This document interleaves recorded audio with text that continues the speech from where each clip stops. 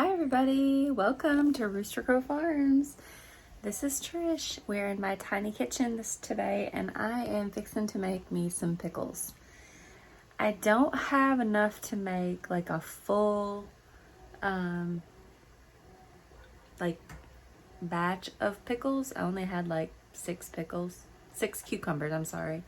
And they were starting to get a little bad. I have a whole bed full of cucumbers. They just haven't ripened yet, or may give me any cucumbers. So I thought I would do a half a batch of bread and butter pickles before these cucumbers went bad, and I thought I would show you how easy it is to do it. So currently I am boiling and distilling, or whatever as best I can, my jar. That is a quart-sized jar, which is like the equivalent of 2 pints, if I know how to do that correctly.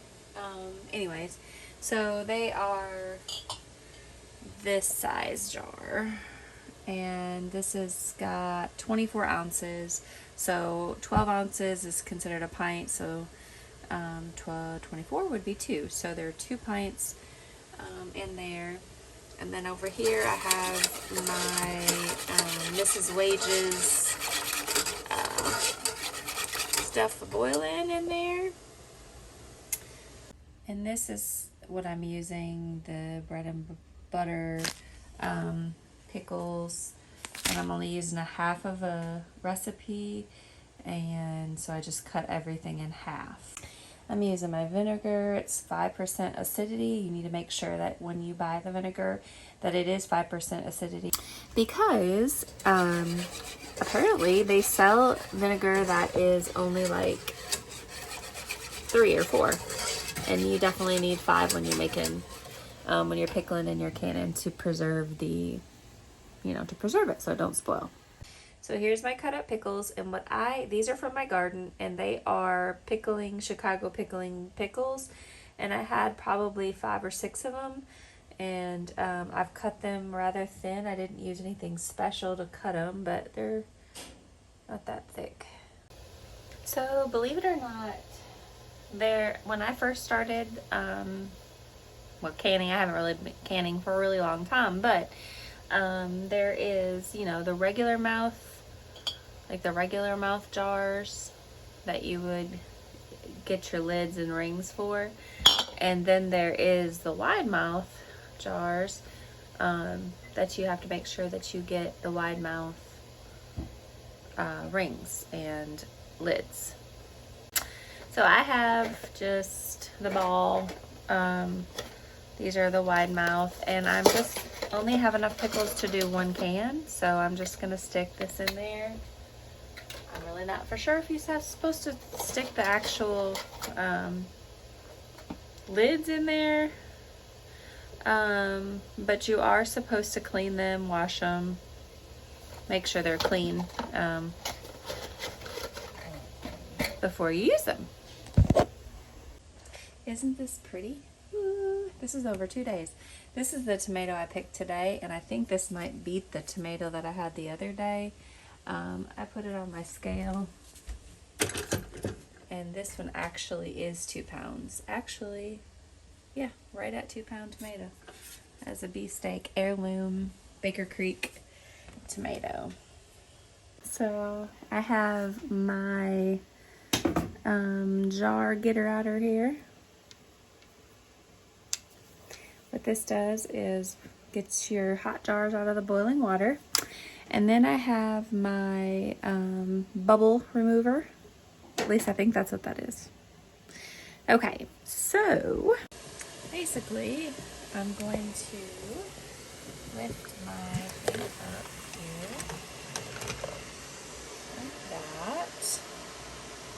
I can get my jar out of here. That's what this thing is. You can grip it. Voila. I also have this nifty little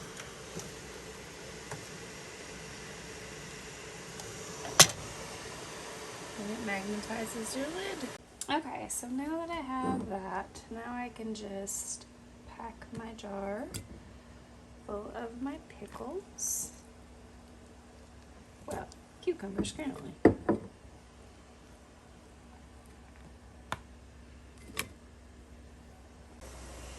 Okay, so now that I have that filled full of my cucumbers, now I can take my boiled stuff here and I'm going to pour it over in there.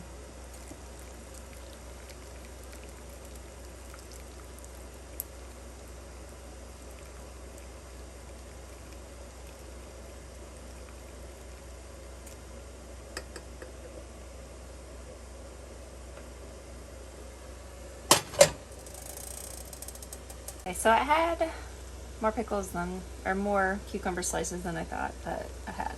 So I ended up doing a little bit more and making the whole package of the Mrs.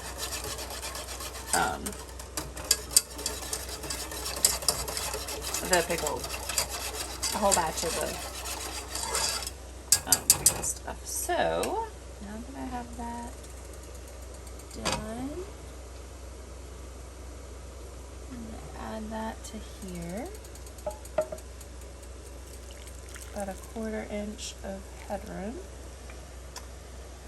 And the other one, oops, make a mess. Because you gotta make a mess when you're doing this, because if not, you're not doing it right.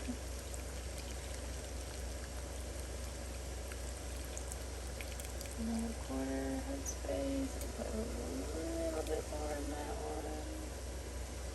Yep. Okay, and then I'm gonna de-bubble it.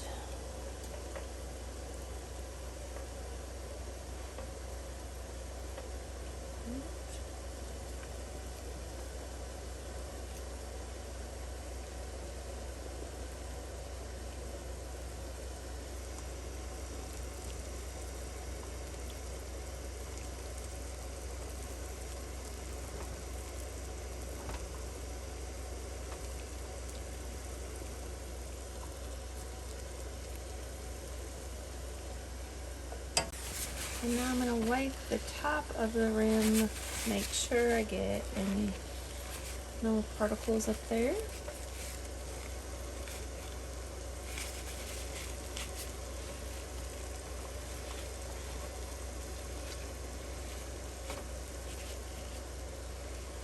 Okay, now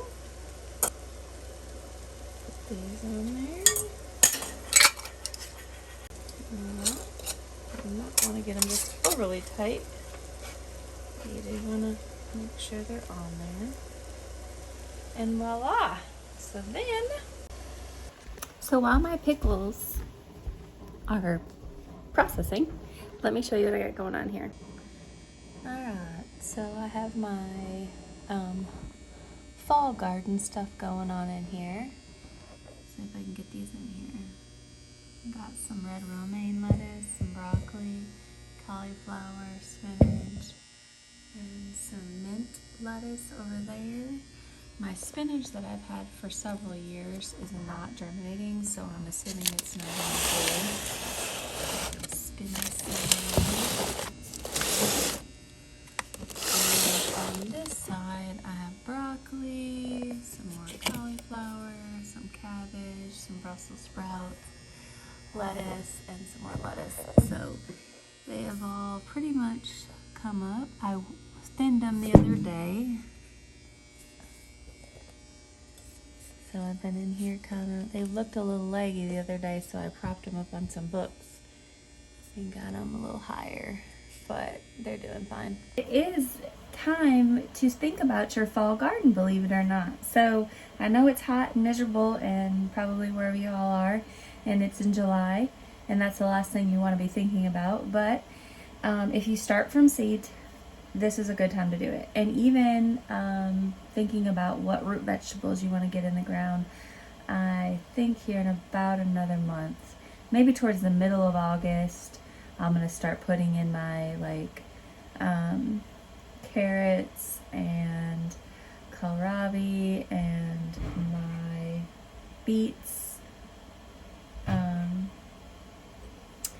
And let's see, all those type of things. But once my vegetables that I just shown you, here probably the 1st of August, middle of August, I'm going to put those in the ground about the time I put my root vegetables in the ground.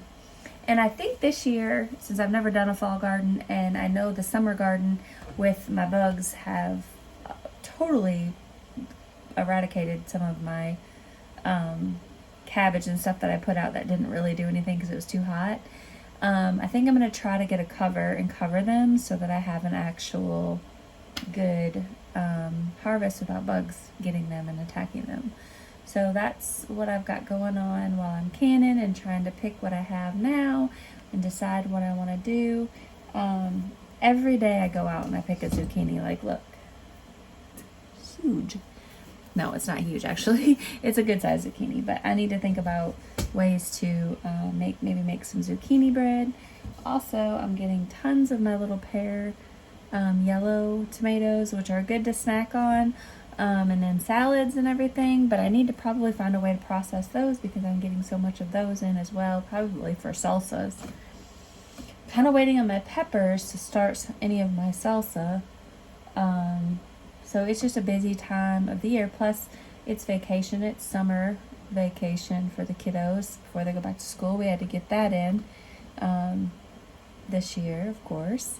And then here probably in the next couple of weeks, we're going to be able to harvest all our corn. So it's just busy, busy, busy. Okay, now I'm going to take these out of the boiling water. There's there.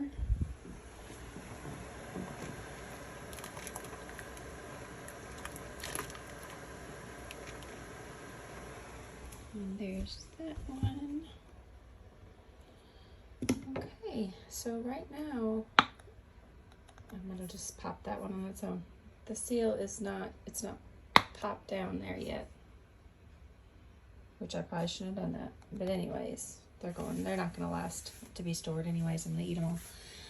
Voila, there are my bread and butter, Mrs. Wages pickles. That's that easy. And like I said, that was about 6 pickle. I keep calling them pickles, y'all. It's not pickles. It's cucumbers. That was 6 cucumbers. Pickling, Chicago pickling cucumbers. I got it. And they were either Baker Creek, which is an heirloom variety, or they were M.I. Gardner. I can't remember. I've used multiple different ones. So that's all. And I sliced them up rather thin and followed the directions on the back of Mrs. Wage's package. Thought I had only enough for 1 quart, but I had actually enough for a quart and a pint. So bread and butter pickles for us. Now I'm gonna pickle some pepperoncinis. So here I have about a pound of pepperoncinis fresh out of my garden, and I just took a fork and I stabbed them and a couple of times to get some holes all in them like that, because that's what the recipe told us to do. I did find some bad ones and I removed those. Okay, so for this is pickled pepperoncinis, and basically you just take like a cup and a half of water, 3 cups of vinegar,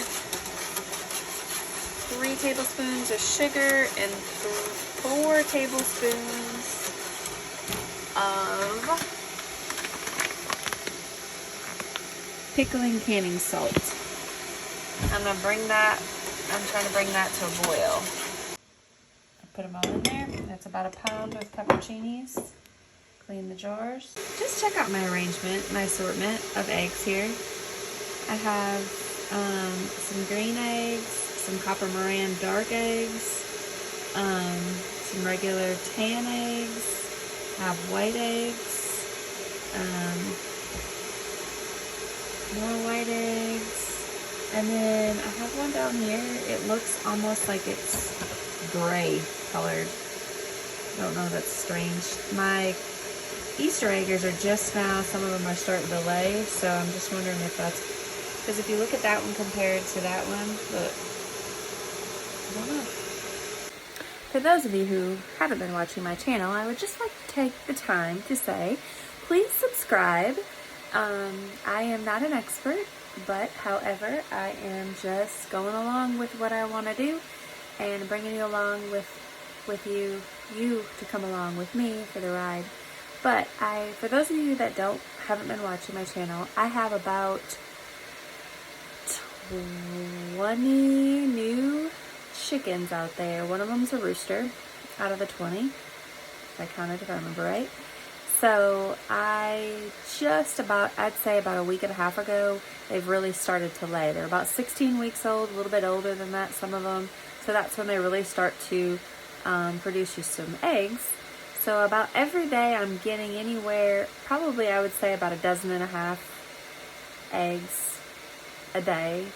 So I'm going to have eggs everywhere, which I'm so excited because there was a time not too long ago that I didn't have any eggs, and I just couldn't believe it because I've always had eggs for the, I don't know, 13, 14, 16 years I've been raising chickens. So it was sad when I didn't have any. So I'm super glad that I'm getting more eggs. But now I need to start making more eggs, more egg food. Side note, if you don't like the smell of vinegar, pickling things is not going to be your friend. My husband cannot stand the smell of vinegar, but he loves bread and butter pickles.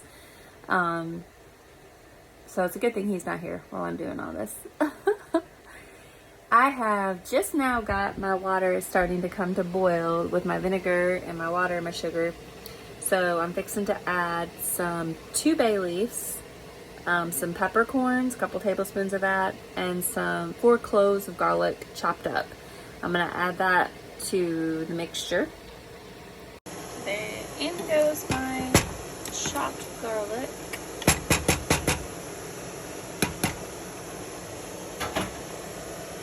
And I got my peppercorn in there, and my bay leaves. Get that all mixed up there. Basically, I'm making my brine like I had in my Miss Wages from scratch.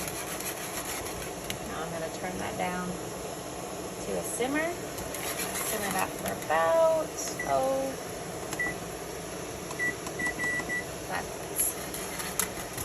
minutes. I have removed them from the water bath. And there they are. They have all sealed, but that one.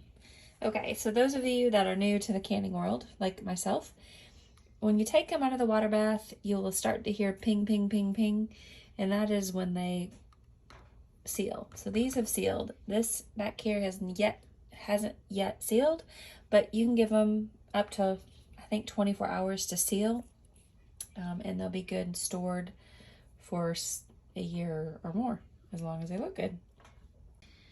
Now that I'm looking at these, I see why people say to really cram pack it into the jars, which I didn't do. And that's probably why it looks like I don't have very much in there, because it's all cooked down. So I have all this space. Note to self, that's why you do that. Cram them in the jar. And my pickles are the same thing. So there you go. That's a learning experience for me today with my pickling experience. Thanks for watching my video today. So another thing real quick. So if you are new to canning, which I really truly am, okay, I am not a canning expert. Thankfully, I have a sister-in-law who lives in Michigan who gives me lots of information on that. And my brother, I shouldn't just include him. He's been gardening all of my life because he's 7 years older than I am. He's probably started gardening when he was 7. I don't know, maybe not that much, but he is definitely an avid gardener. He was gardener when I was just a wee little thing. And then my neighbor down the way, she is just a homemaker and an excellent cook and has all kinds of good information and knowledge that I'm so glad and grateful that she's my neighbor. But anyway, so when you are canning things and like the packages that you get, like a lot of times you can do like a refrigerated pickles and you put them in the refrigerator and they're good for 6 months. That's pretty much all I've ever done is the refrigerated pickles. So, cause they don't last very long. We eat them a lot. But when you can it in a water bath canner, if they're high in acidity, which is what mine all are that I'm doing currently, you can do what we did and it'll pop and it'll seal. And as long as you have a good seal, then that is good in a cool pantry area for years, you know, possibly, definitely a year. So that is something that I didn't really understand truly. Like, I'm like, okay, but the package doesn't say to water bath can it. So do we not water bath can it? Do we just put it in the refrigerator? How long are they good for? So basically, if they're acidic, you can water bath them, like a lot of tomatoes, but I grow yellow tomatoes, which aren't as acidic. So those probably have to be pressure canned. All your green beans like okra, corn, things that are low in acidity, they would all have to be pressure canned, which is nothing that I am doing currently. Currently, it is all canning of acidic vegetables. So hopefully that helped you, because I'm literally saying this for my experience of being dumb, ignorant to the fact of how to do any of that. So anyways, if you haven't subscribed to my channel, please do so. And I hope I've inspired you to pickle some pepperoncinis, grow some pepperoncinis, pickle some pickles. If you don't have like a Mrs. Wages package to actually do all this, you can do your own brine like what I did with my pepperoncinis. You can make your own brine for your pickles if you want dill pickles, if you want sweet pickles, gherkins, all that sort of thing. There's a bazillion things. And I actually picked a book up at Walmart today that was like $12 that has a bunch of pickling, not just pickling, but canning recipes in it, which is something that I'm going to be looking at here because I am the very first year of ever trying to preserve my garden. I'm good at planting, I'm good at them growing, but then generally it all kind of fizzles out when I have so much coming in and then my vegetables go bad, and that is not going to happen this year. But thanks for watching. Until I post another video, y'all have a great and wonderful day. Bye.